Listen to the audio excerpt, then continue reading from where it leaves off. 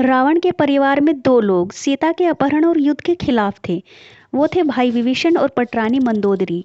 दोनों बिल्कुल युद्ध नहीं चाहते थे और लगातार रावण को सीता माता को सम्मान पूर्वक राम को लौटा देने के पक्ष में थे।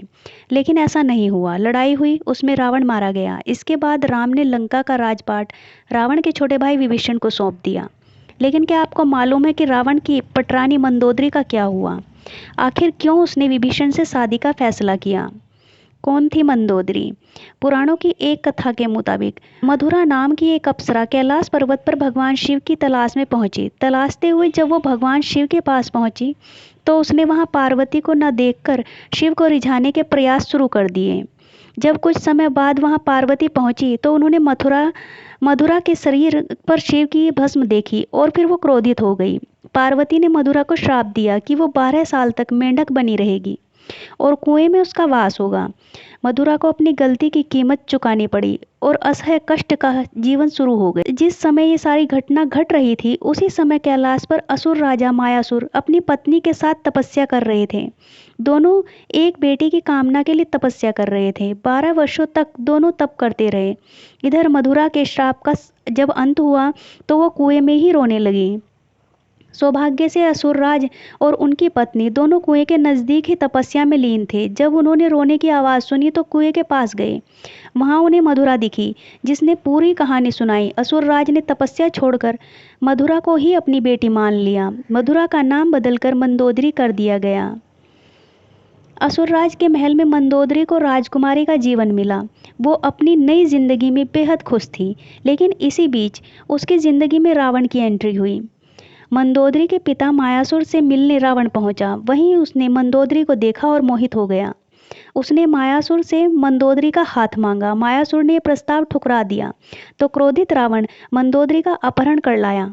दोनों राज्यों में युद्ध की स्थिति बन गई। लेकिन मंदोदरी जानती थी कि रावण उसके पिता से ज्यादा शक्तिशाली शासक है, इसलिए मंदोदरी ने रावण के साथ रहना स्वीकार किया। मंदोदरी का चरित्र रामायण में बेहद नैतिक दिखाया गया।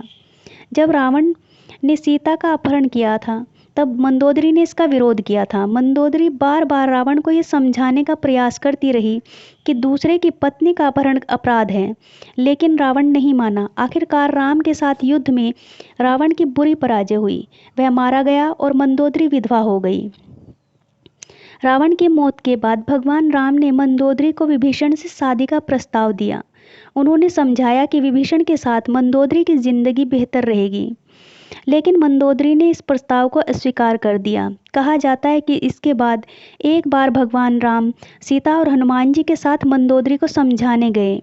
तब ज्योतिष की प्रकांड विद्वान मंदोदरी को महसूस हुआ कि धार्मिक और तार्किक तौर पर, नैतिक तौर पर सही देवर विभीषण से विवाह करना गलत नहीं होगा। ये महसूस होने पर उसने इस प्रस्ताव को स्वीकार किया। विभीषण से उसकी शादी हुई। हालांकि रावण की मृत्यु के बाद मंदोदरी के बारे में वाल्मीकि रामायण में ज़्यादा कुछ नहीं, लेकिन रामायण के दूसरे वर्जन में ज़रूर इसके बारे में काफ़ी कुछ कहा गया है। विभीषण भी पहले शादी के लिए तैयार नहीं थे। रावण के मरने के बाद जब मंदोदरी विधवा हो जाती है तब भगवान राम विभीषण को सलाह देते हैं कि उसे अपनी भाभी से विवाह कर लेना चाहिए। ये परंपरा उन दिनों मान्य थी, लेकिन विभीषण के पहले से कई रानियां थीं और वह इसके लिए तैयार नहीं थे। ये भी कहा जाता है कि अगर विभीषण ये शादी कर लेते तो उन्हें भाई की जगह लंका पर शासन का नैतिक अधिकार भी हासिल हो जाता।